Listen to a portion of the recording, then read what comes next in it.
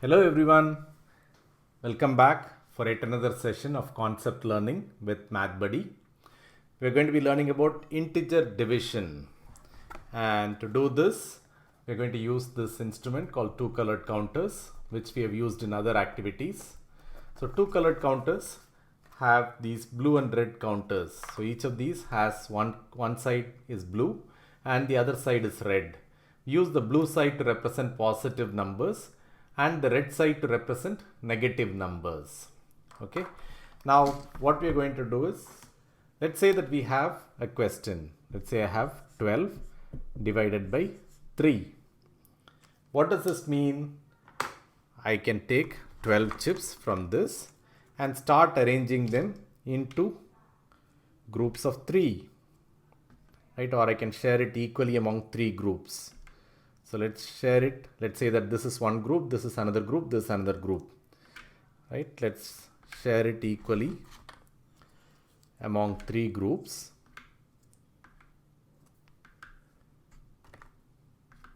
Right? And if I do that, what did each group get?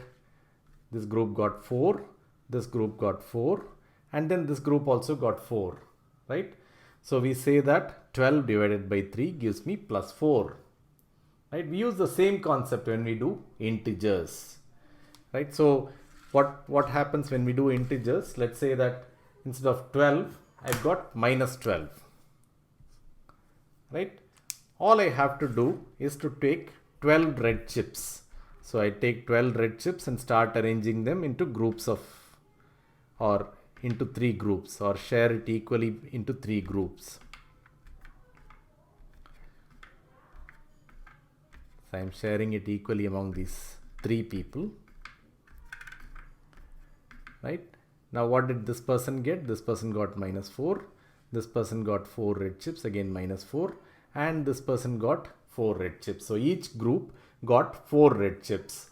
So that's why we say minus 12 divided by 3 gives you minus 4. Okay. The only thing is, when you have a sign, when you have a negative sign in the number that you are dividing by, let's say that this was minus 12 by divided by minus 3. What we have to do is initially just ignore the sign and follow the same steps that we have done so far. And then if there is a negative sign in the denominator, you just flip over the coins, right? So let's follow this step. So I have minus 12, which means I need to take 12 red chips. So that's what I have here. The number that I'm dividing by is 3. So I need to divide this into groups, 3 equal groups, right? So I share it among 3 equal groups.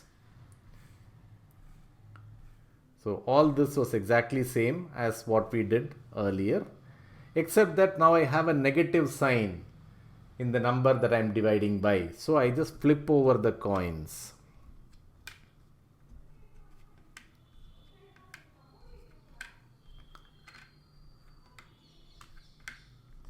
Okay.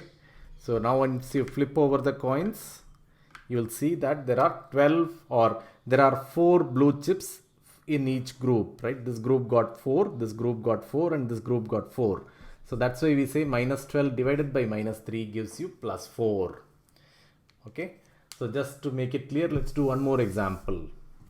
Let's say I want to do 15 divided by minus 3.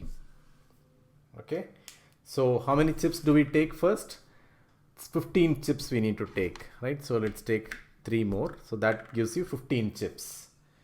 And the number that I'm dividing by is minus 3. So initially I'm going to ignore this minus. I'm going to take just 3. So what do I need to do? I need to share these 15 chips equally among 3 people. So let's start sharing it equally.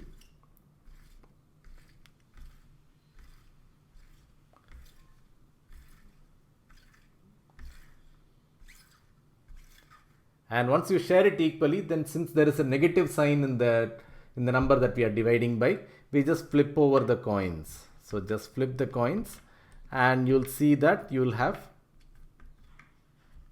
red colored coins now, right? So let's flip over the coins And what did each group get now? So this group got 5 red chips, this group got 5 red chips, and this group got 5 red chips. So 5 red chips is minus 5. So that's why we say 15 divided by minus 3 is minus 5.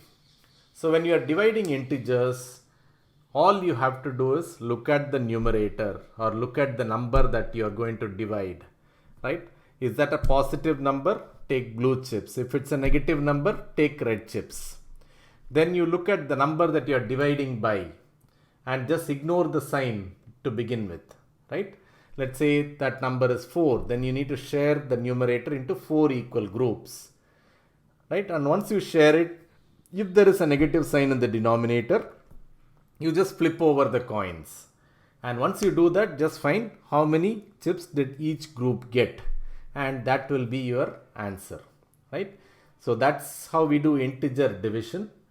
Again, I hope you all enjoyed this activity. If you have any questions, you can always reach us at support@mathbuddyonline.com. Thank you.